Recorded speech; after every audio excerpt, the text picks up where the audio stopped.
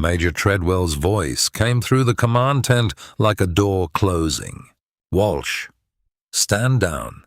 You're an instructor on this exercise, that's all you are." Master Sergeant Ingrid Walsh did not look up from the map she was reading.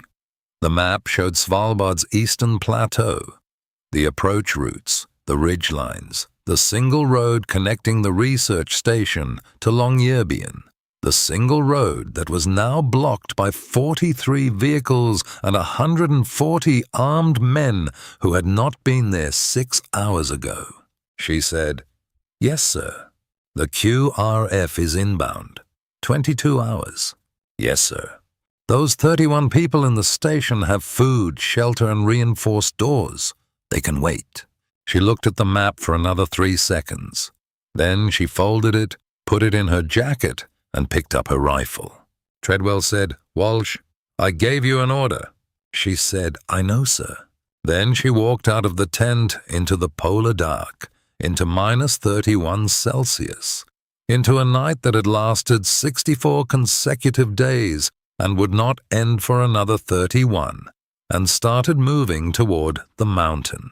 What Treadwell knew about her: instructor, U.S. Army Sniper School, Svalbard Exercise Evaluator, here to run the cold weather qualification course. What Treadwell did not know: that she had grown up on this island, that she had been shooting on this specific plateau since she was 10, that she had memorized the approach routes to the research station from 6 different Overwatch positions, not because she had been ordered to, but because that was simply how she moved through terrain she knew, with the automatic, structural awareness of someone for whom a landscape is never just a landscape, and that she had 84 rounds in her kit. 22 hours later, when the QRF landed and the paramilitary commander filed his engagement report, he described what had happened on the mountain in terms that his superiors initially rejected as impossible. He had been held in place. 140 armed men, 43 vehicles, a coordinated assault element, by what his forward observers consistently estimated as a specialized sniper team of between 10 and 12 personnel.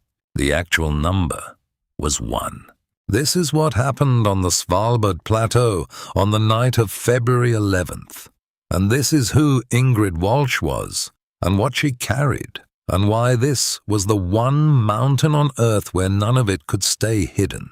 Subscribe right now and stay until the end, because the moment that breaks everything open doesn't happen with the first shot or the second or the third.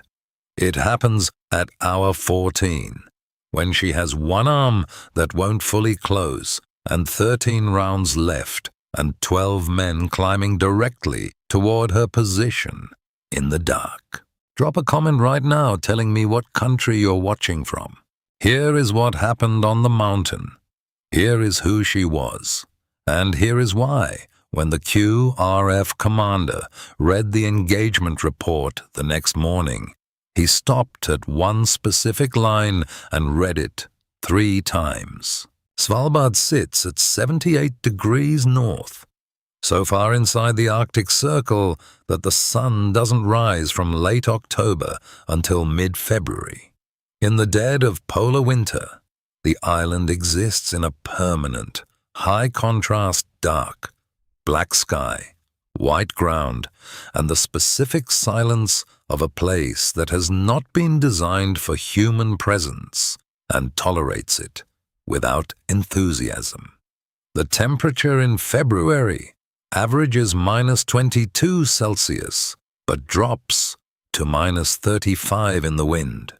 And the wind on the eastern plateau comes off the Barents Sea, carrying everything the open Arctic has given it, which is considerable.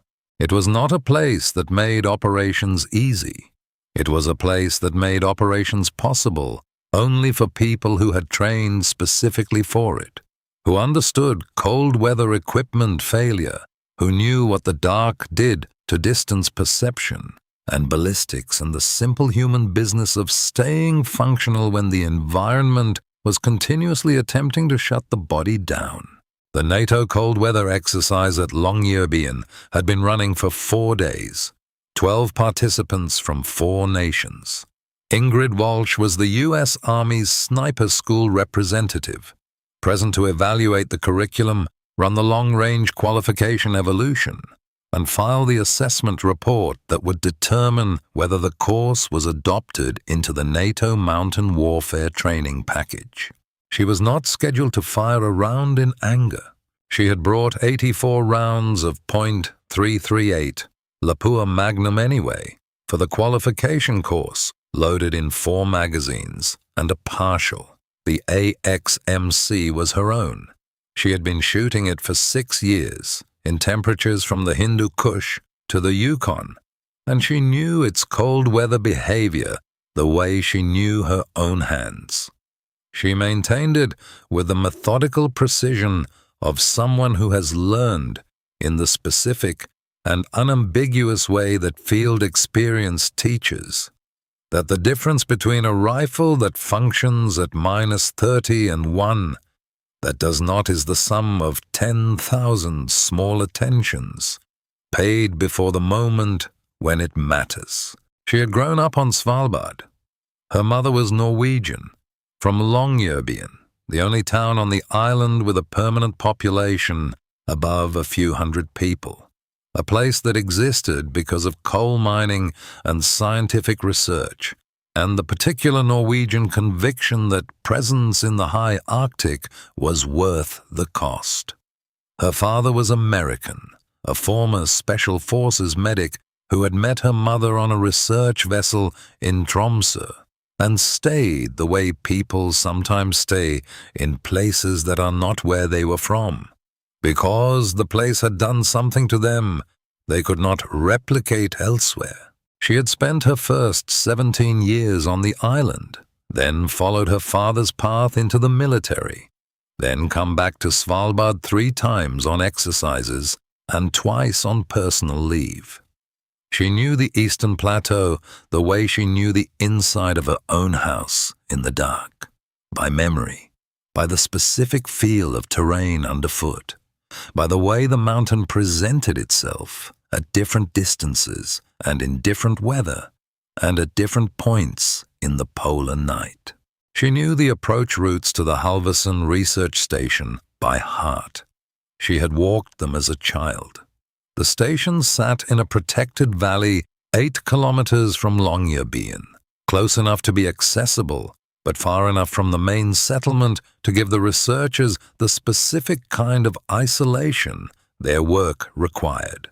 31 scientists, marine biologists, glaciologists, 2 atmospheric researchers from the University of Tromsø, not military, not prepared for what had arrived on the road from the Eastern Plateau at 0214 on the morning of February 11th.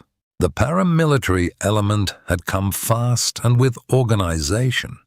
43 vehicles, a mix of tracked snow vehicles and modified civilian 4x4s, moving in convoy formation, with the spacing and the light discipline of people who had done this before in conditions that required it.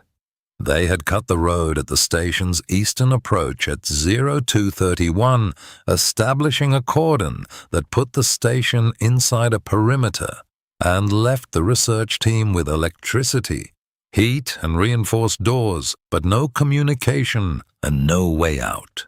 Their objective was never fully clarified in the after-action reporting. The most likely assessment, and the one that the Norwegian intelligence service eventually settled on, was that the station's atmospheric research data had value to a specific buyer, and that the buyer had hired the kind of organization that solves access problems with vehicles and armed personnel, rather than requests and negotiations. The broader political architecture of who had sent them and why was complex and unresolved and not relevant to what happened on the mountain. What was relevant was that they were there, and the QRF was 22 hours away, and Ingrid Walsh was looking at the map. Treadwell had been the senior NATO officer on station when the contact report came in. He was a capable officer.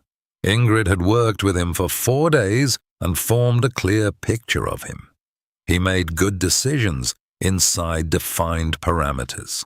The problem was that the situation was outside his defined parameters, and when situations are outside a man's defined parameters, he tends to fall back on the ones he has. His parameter was exercise assets are exercise assets. The QRF is inbound. Hold position and wait. It was not an unreasonable parameter. It was a parameter that had not accounted for 31 people in a building in -28 Celsius, with a paramilitary element that had not given any indication it intended to wait peacefully for 22 hours. Ingrid had looked at the map, done the arithmetic of what 22 hours of waiting meant, and made the decision before her, for Treadwell finished his sentence. She had not argued. There was nothing to argue. The argument would take time that the arithmetic had already determined was not available. She walked out of the tent and into the dark and started moving. She had one other thing in her kit that she had not mentioned to Treadwell: a brass compass. Old, scratched, with Norwegian text on the face that was worn thin from decades of handling. It had belonged to her grandfather. He had carried it across the same mountains in the winter of 1943, when Svalbard was occupied, and he was 23 years old and running a one-man harassment campaign against a German garrison from positions in the Eastern Plateau that he had known since childhood. He had died in 1981, before she was born.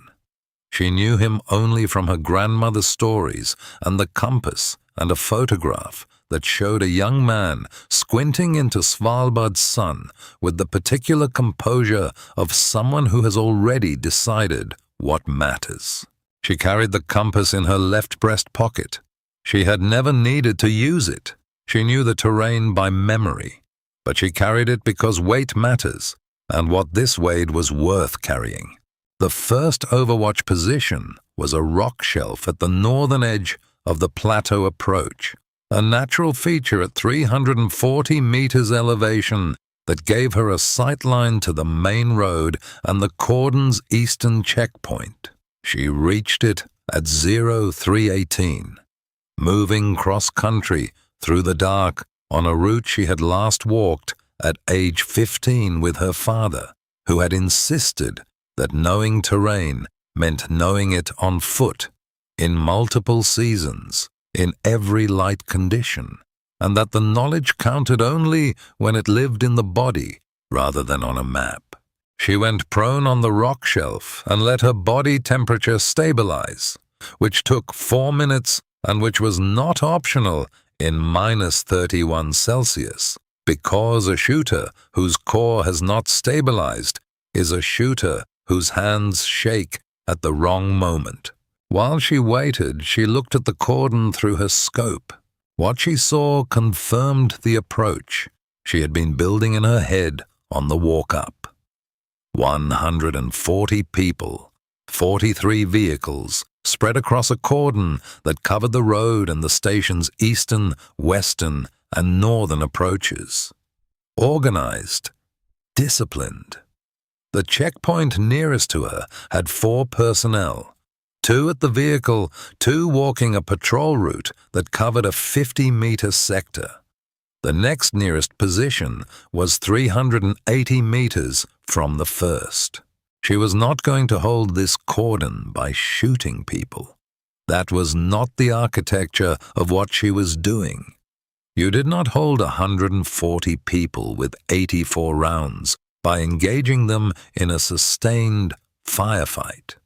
You held them by making them uncertain, by making them believe that the mountain was more dangerous than the road, by creating, in the minds of 140 armed men, the specific psychological condition that makes an organized force hesitate. The conviction that they cannot see what is shooting at them, cannot count it, cannot locate it. Her grandfather had done it for 3 months in these mountains against a garrison of 200 German soldiers. His method had not been direct engagement. It had been the systematic destruction of confidence. He had shot when he had good shots, moved before they could react, appeared at positions they had already checked and cleared, and made himself into something that felt larger and more numerous than one person could be. She had grown up on the methodology. She had spent 8 years refining it into something that could be done in -31 Celsius with a precision rifle and a measured round count. She identified her first shot at 0331. Not a personnel target. A radio relay unit on the roof of the Eastern Checkpoint vehicle. A piece of equipment that, if disabled, would force the checkpoint to use short-range communications and reduce the cordon's coordination speed by measurable degrees. Heart rate 57. Breathing 4 in, 4 out. Distance 610 meters. Wind 8 knots left to right. Consistent. She breathed out. The radio relay unit ceased to function. She was moving before the sound had fully dissipated. Off the rock shelf, moving north along the ridge at a pace that covered ground without creating the rhythmic signature that human ears will eventually pattern match, even in wind noise. She had 6 prepared positions marked in her memory. She would use all 6 before dawn. The second shot came 11 minutes later from 200 meters north of the first position. A vehicle engine block, a tracked snow vehicle that was the cordon's mobile reserve, the unit that would respond to a contact report. A disabled reserve vehicle was worth 2 or 3 personnel engagements in terms of what it cost the cordon's response capability. 700 meters, 11 knots. She had adjusted for the cold bore on the first shot. The second round went where she sent it. She was moving again before the sound reached the cordon. At 0407, the paramilitary element's radio traffic, which the NATO communications post at Longyearbyen had been monitoring since the cordon was established, changed in character. The transmissions became more frequent.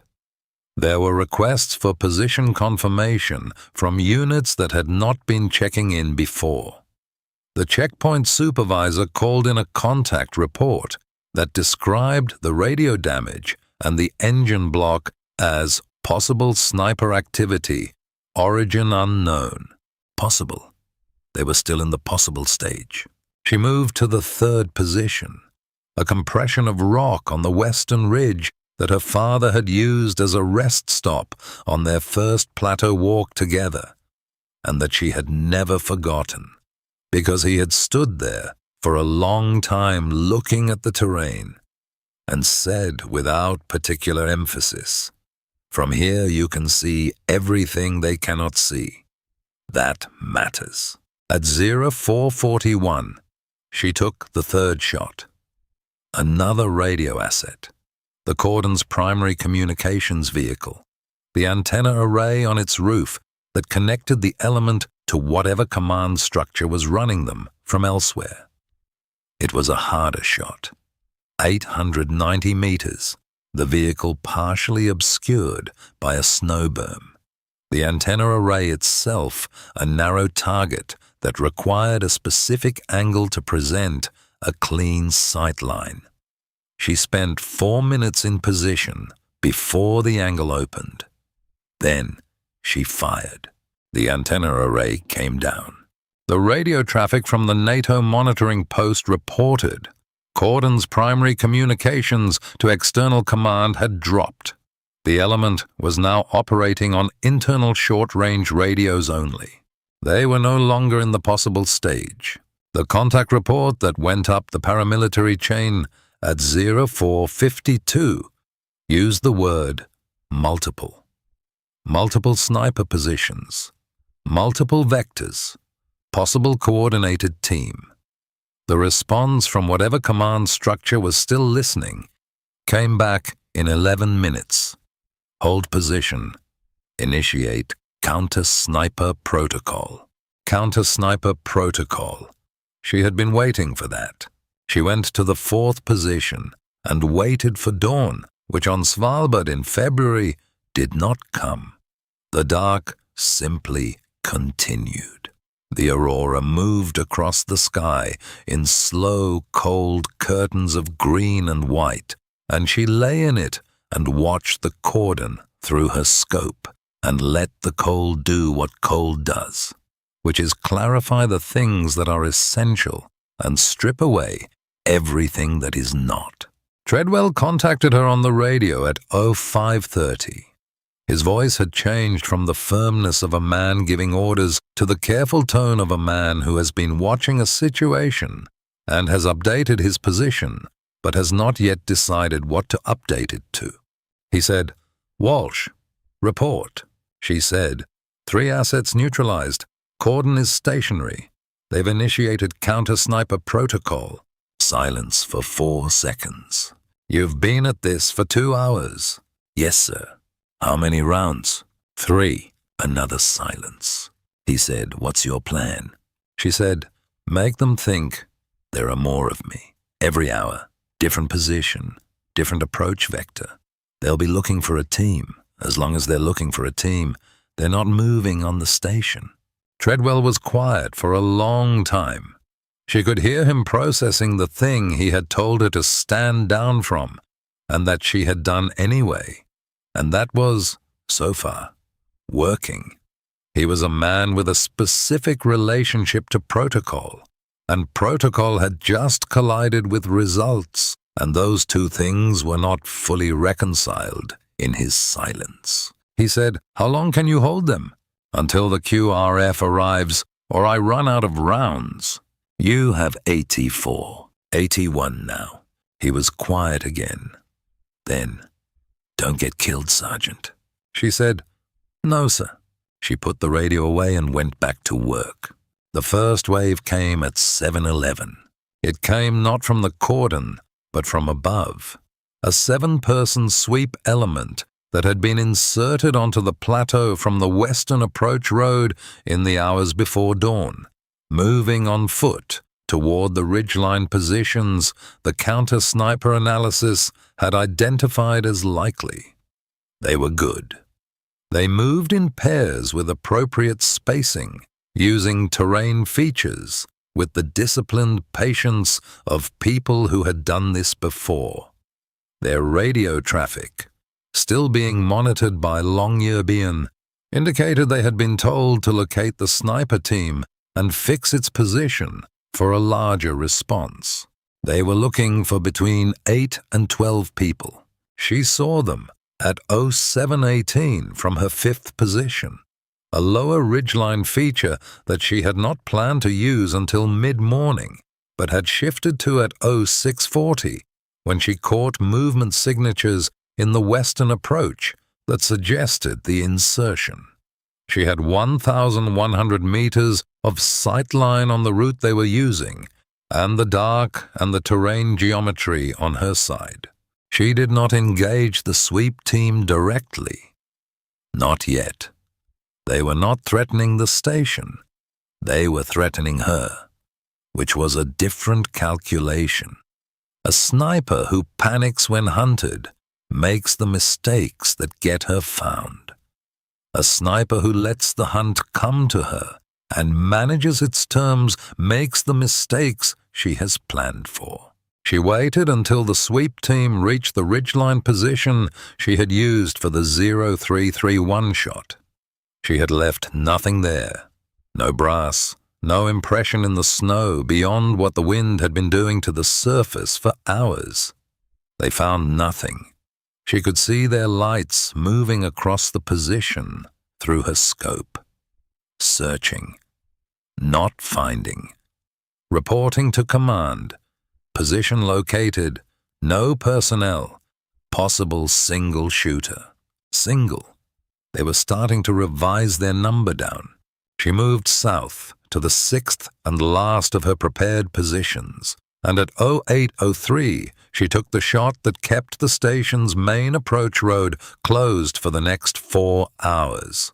A snow vehicle that had edged forward toward the station's gate at 07:57, testing whether the sniper coverage had moved.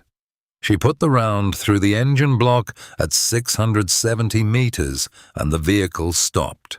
The cordon did not move forward. She settled in at the 6th position and began the arithmetic of what she had left. 78 rounds. 18 confirmed assets or positions engaged over 7 hours. The cordon was stationary, confused, and increasingly reluctant to expose vehicles or personnel to a sight line it could not clear. The sweep team was working the ridgeline. Treadwell was on the radio every 40 minutes. The QRF was 15 hours out. What happened at 09:17 was the development she had been expecting and dreading since she left the command tent. The paramilitary element's senior sniper team, 2 people, a shooter, and a spotter, moving with the equipment signature and the deliberate ground movement of trained personnel, established a position on the eastern valley wall at an elevation that gave them coverage of 3 of her 6 prepared positions. They had clearly been analyzing her shot angles, working backward from the impact points to probable origin lines, triangulating. They had done good work. The 3 positions they were now watching were the 3 she had used most recently. She had not planned to use those positions again. She had 2 she had not used on the far northern edge of the ridgeline, beyond what the shot angle analysis would have suggested as viable range. They were harder positions. The angles to the road were extreme, requiring compensation that most trained snipers would not have attempted in these conditions. She had shot from both of them in training at age 19. The angles were uncomfortable. The results had been accurate. She moved to the 7th position, not one of her original 6, at 1004. A rock formation, 230 meters north of where the counter-sniper team expected her to be, with a sight line that ran across the cordon's northern boundary at 1,340 meters. Long, cold, extreme angle compensation. She settled in. Heart rate, 62. Slightly elevated. She had been moving for almost 7 hours at -29 Celsius, and the body was spending resources on temperature regulation that it would have preferred to spend on other things. She gave herself 8 minutes to settle.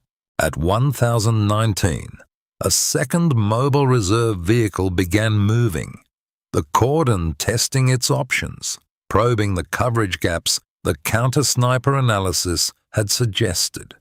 She tracked it for 40 seconds. The angle compensations, 14 MOA elevation, significant left wind hold, temperature factor calculated. She fired at 1,340 meters. The vehicle stopped. The counter-sniper team's spotter had been scanning in the wrong quadrant. The shot had come from a direction their analysis had excluded. She heard on the radio that was still monitoring their communications. Position unknown. Repeat. Position unknown. Adjust search area north.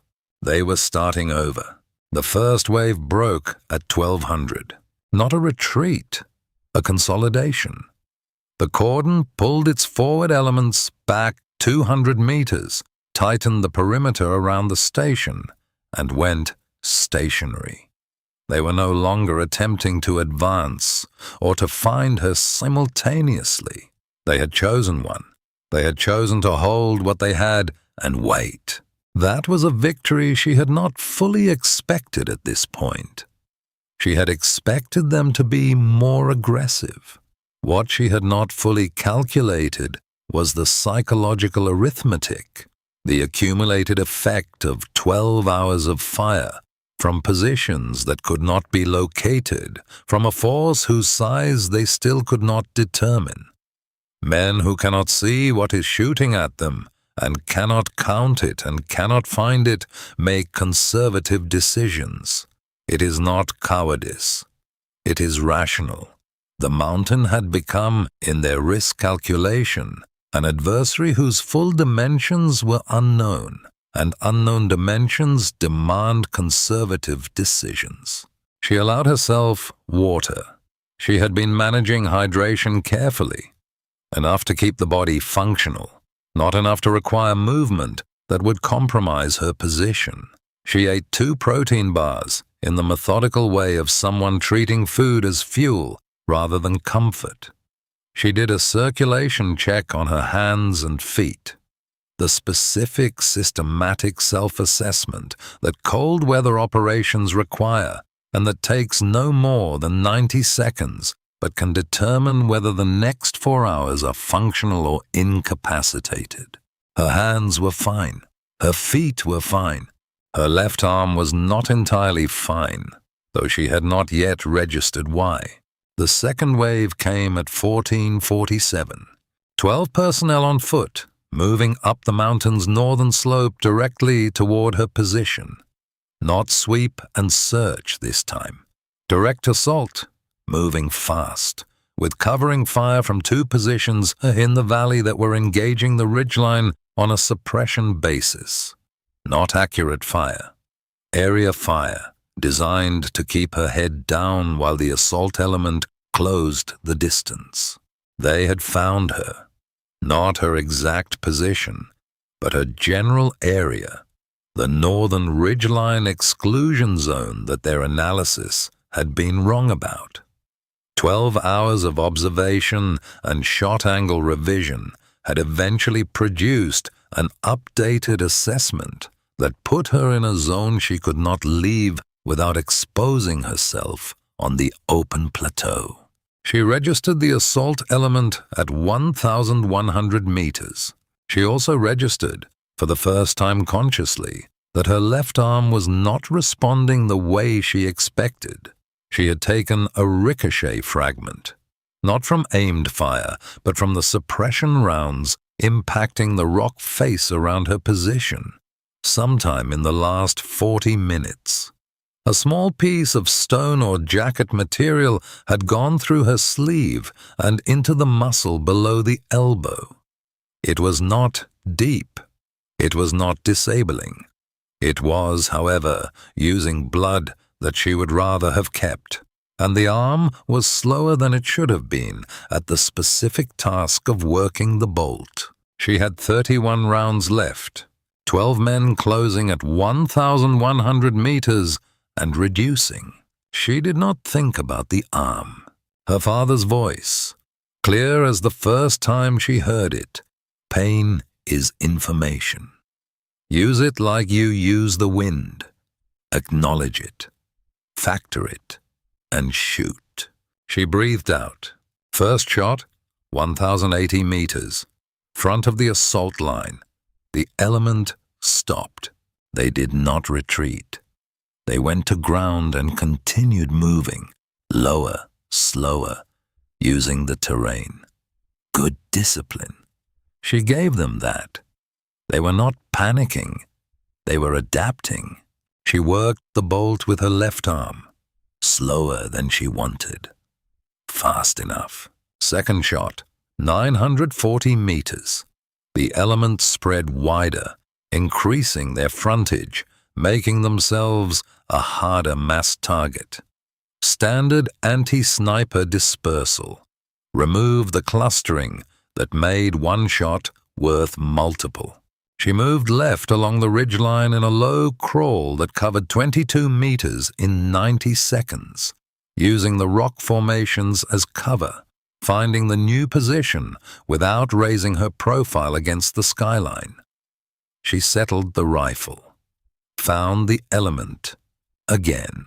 They had stopped again, calling up their position, waiting for guidance. Third shot from the new position. The element began to withdraw. Not a rout. A tactical withdrawal, deliberate, covered, moving by sections, but withdrawal toward the valley. Away from the ridge, she watched them go and counted her rounds. 28 left. The time was 15:31. The radio at 1545. Treadwell. His voice had moved entirely out of the range of a man managing protocol and into the range of a man watching something he did not have a framework for. Walsh. Status. Second assault element withdrawn. Cordon still stationary. 28 rounds. 8 hours to QRF. I know. He was quiet for 7 seconds. Then, the monitoring post is getting their internal radio traffic. Their commander has issued a standing order. He paused. He wants you captured, alive. He's told his element that whoever finds you gets extracted first. She said nothing. He said, he still thinks you're a team. She said, good. He said, Walsh. He stopped. Started again. I told you to stand down this morning. Yes, sir. I was wrong to do that. She said nothing. He said, 8 hours. Don't use the last 28 unless you have to. She said, yes, sir. She put the radio away and looked at the plateau. The aurora had come back, green and white, moving in the slow, enormous curtains that looked from below like something alive. Her grandfather had written about the aurora in his wartime journal, which her grandmother had kept and which she had read in Norwegian at age 12. He had written, the light does not care what is happening beneath it. This is either comforting or terrible depending on what hour you are at. She knew which hour she was at.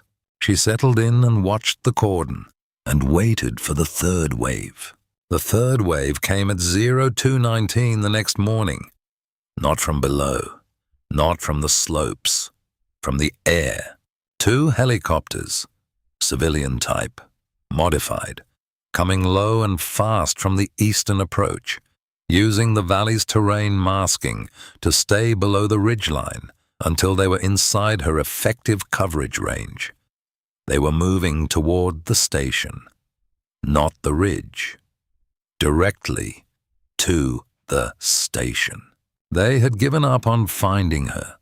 They had decided the station was worth more than the mountain. She had 12 rounds left. She had been managing them with the arithmetic of someone who understood that each one was a decision that could not be reversed, and the decisions had been correct. And she was here, and the station was still closed, and the QRF was 4 hours out. 4 hours. 2 helicopters. 26 seconds to the station at their current approach speed. She had no shot on the aircraft themselves.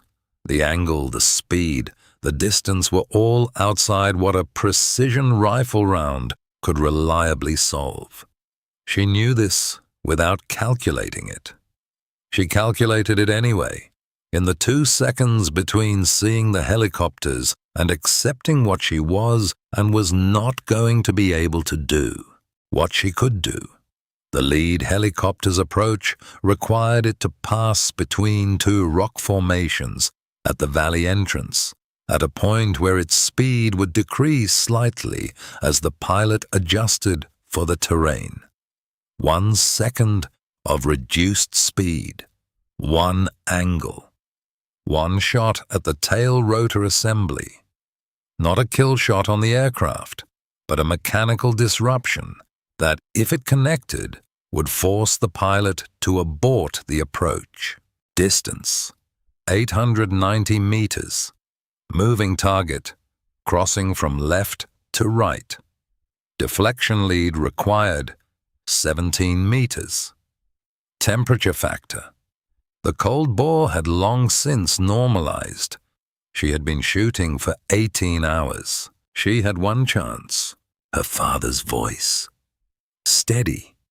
From a place that was below thought, below training, in the bedrock of who she was. The shot is either good or it isn't. Everything before the trigger is preparation. Everything after is truth. She set the lead. She found the tail assembly in the scope. Small, moving, dropping slightly as the pilot adjusted altitude for the valley entrance. She breathed down to the slow rhythm. She let her heart rate tell her when the interval was right. She did not rush it. She had 12 rounds, and there was nothing after this that would be better if she hurried. The helicopter moved into the gap between the rock formations. She fired. The tail rotor assembly caught the round at the gearbox housing. Not a catastrophic failure. The round was not large enough for that. But the vibration pattern changed audibly, in a way the pilot would feel in the controls, in a way that every trained helicopter pilot responds to by immediately reducing speed and assessing. The lead helicopter broke off the approach, climbed. The second helicopter, following, saw the first abort and followed. They circled for 4 minutes at altitude. Then they turned east and did not come back. She lay on the rock for a long time after they were gone. Her left arm had stiffened fully.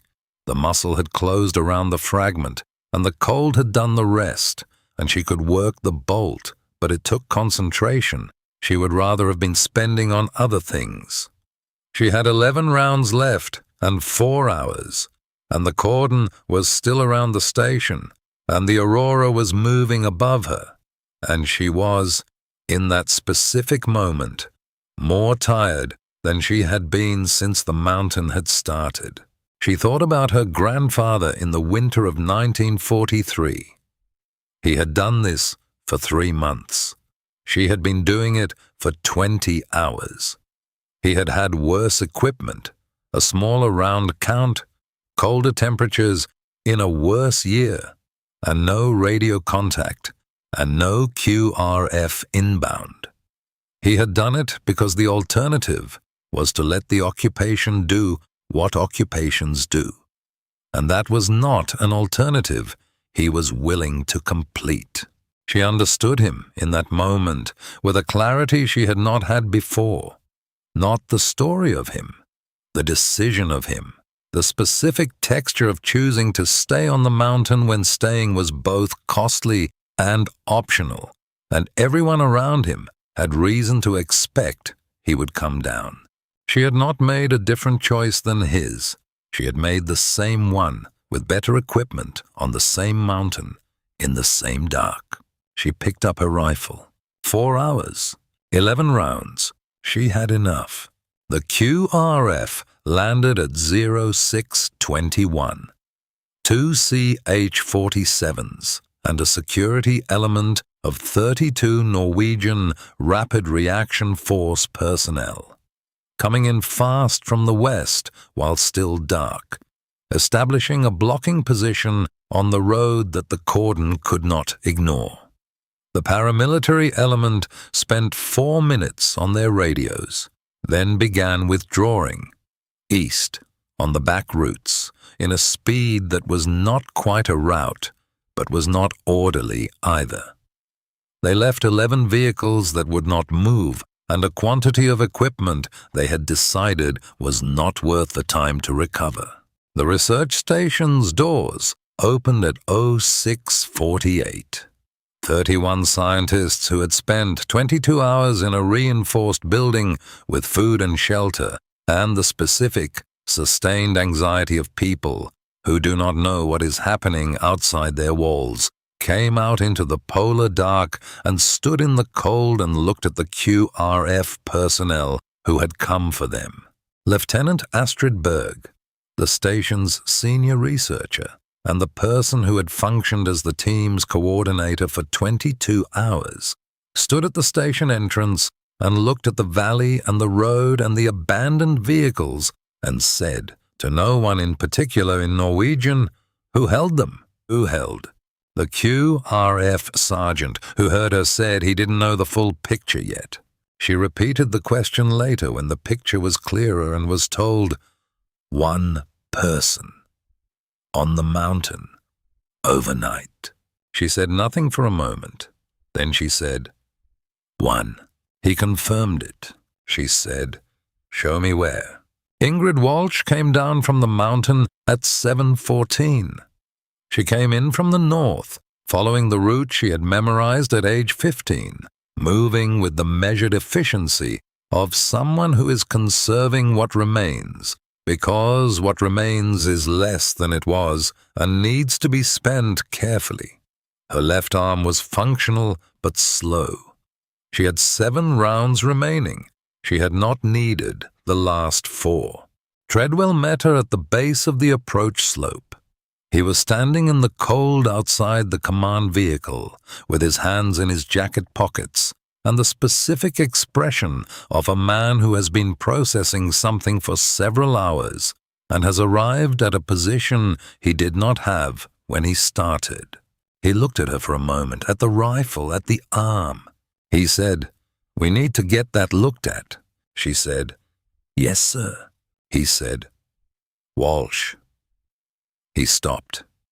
He was not a man for whom words came easily when the words were required to carry more than their standard weight.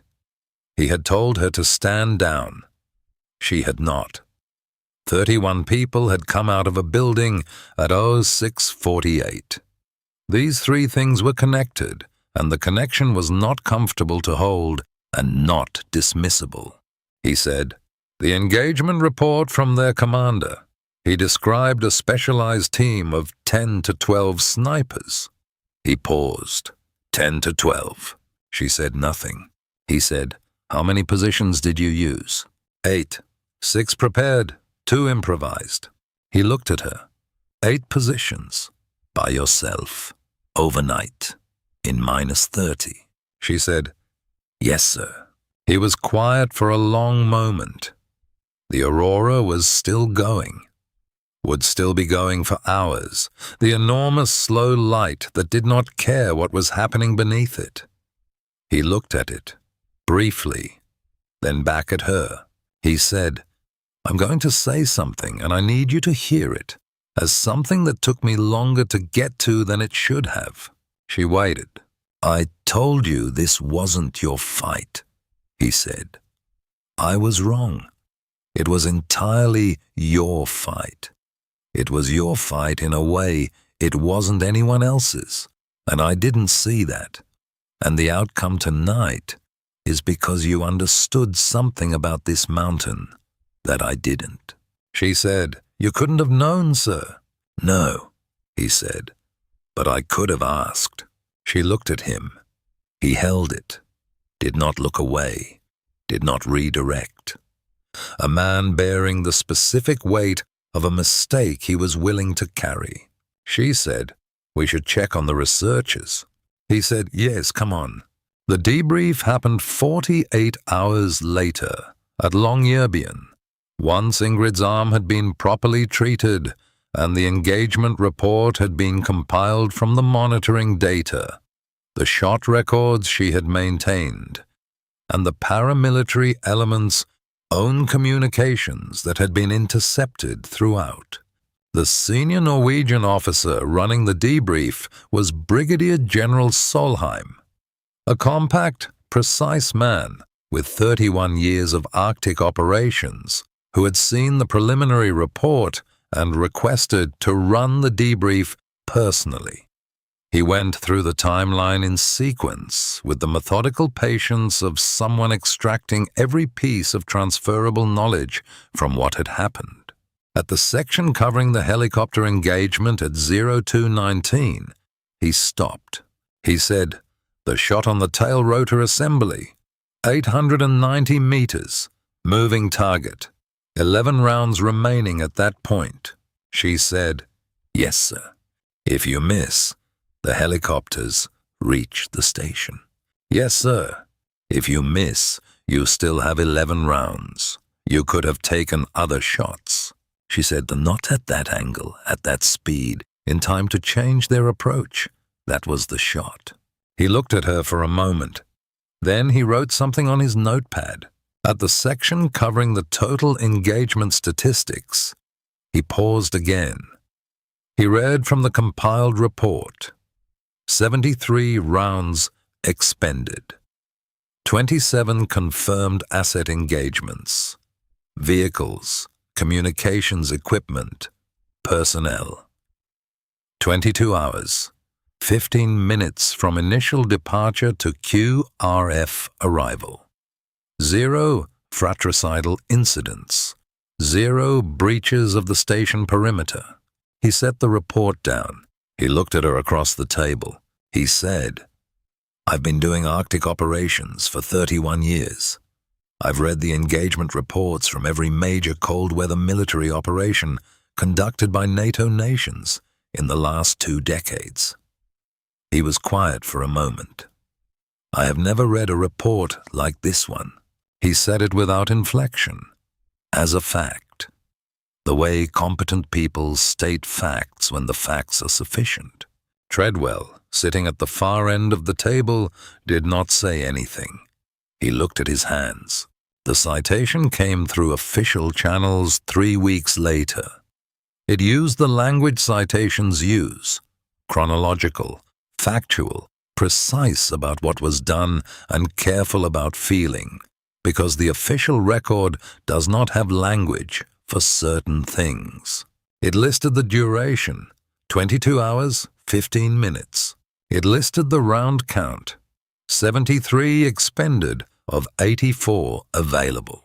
It listed the confirmed outcomes, 31 non-combatant personnel preserved, paramilitary element withdrawal confirmed, 0 casualties among protected personnel. It noted in a single factual sentence the arm wound and the point at which it was sustained. It did not attempt to describe what it meant. To continue for 8 hours with a wound in a temperature that made wounds worse, and at an elevation that made everything worse, and with a round count that required every remaining shot to be a decision rather than an expenditure. Some things the official record does not have the language for. The record did include, as an attached note, something from General Solheim that was not standard practice. The paramilitary element's post-operation report assessed the defensive action as the work of a coordinated team of 10 to 12 specialists. They are incorrect. I am attaching this note to ensure the correction is part of the permanent record. The number was 1. On the last morning before extraction, Ingrid went to the memorial. It stood at the edge of Longyearbyen, a simple marker of dark stone listing the names of Norwegian resistance fighters who had operated on Svalbard during the occupation. People who had stayed when staying was optional. People who had understood that presence in a specific place at a specific time was itself a form of argument against what was trying to move in. Her grandfather's name was on it, Einar Thorvald Walsh, born 1920, died 1981. She had known the name on the stone for 23 years and had stood in front of it 4 times.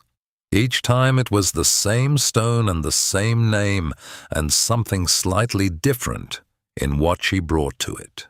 This time she brought 73 expended rounds and 11 she had not needed, and an arm that still moved slower than she wanted, and 22 hours that had lived, by now, the way such things live, not as a continuous memory, but as a series of images that would surface unexpectedly for the rest of her life at moments she could not predict. She took the compass out of her pocket. Brass, scratched, the Norwegian text on the face worn to almost legibility. It had been on the mountain with her. She had not opened it once. She had known where she was every moment of those 22 hours with the certainty of someone for whom the terrain is a language they were raised speaking. But it had been there, in her jacket, at the same elevation, and in the same cold where he had carried it 79 years before. She held it in her uninjured hand and looked at his name. She had grown up on his stories without understanding them the way she understood them now. The stories had been about tactics, about terrain, about the specific ingenuity of a man who had too little against too many. She had absorbed them as craft, as methodology, as the intellectual inheritance of someone who had done something difficult in a way worth studying. What she understood now, that she had not understood before, was not the craft. It was the decision. The specific, private, irreversible decision to stay, made not once at the beginning, but continuously, throughout, in every hour when the alternative of leaving was available and rational, and nobody would have blamed him for taking it. The decision made, not because he was unafraid, but because the thing on the other side of the decision, the people in the buildings, the territory left uncontested, the message sent by absence, was worse than the cost of staying. She had made that decision at the entrance to Treadwell's command tent when she folded the map and picked up her rifle. She had remade it every hour on the mountain, most explicitly at hour 14 with 11 rounds and 12 men climbing toward her, and an arm that didn't work right, when the rational calculation had still said, "You have done enough. You have bought time. Come down." She had not come down. She was her grandfather's granddaughter. She had not fully understood what that meant until now.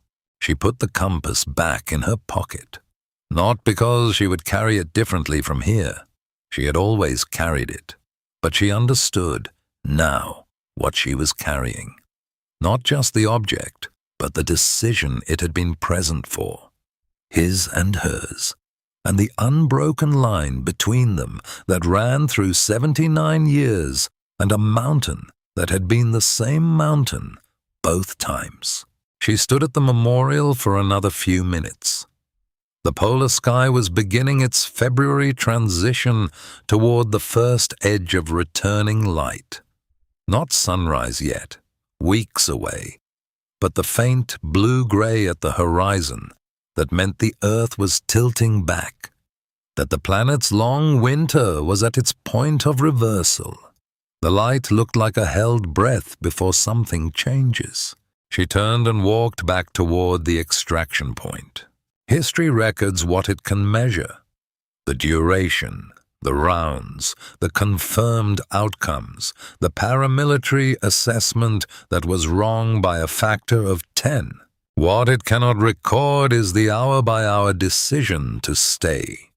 What it cannot record is what it costs to remake that decision at hour 8, at hour 14, at hour 20, when the arithmetic has long since stopped resolving in your favor, and the only thing still operating in the same direction is the understanding of what it means for the calculation to come out the other way.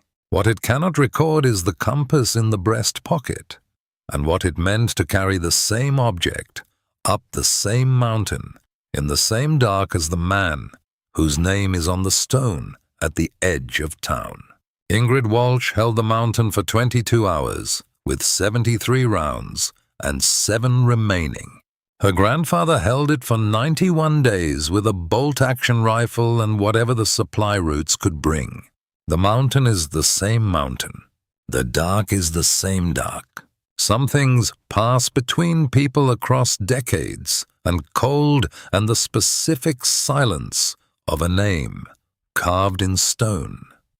Not through training or through institutions, but through the older channel, the one that runs between a person and the ones who came before them, and deposited in the world the knowledge of what it looks like to not leave.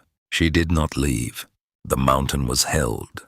31 people came out of a building at 6:48 and stood in the dark and looked at the valley and did not know who to thank.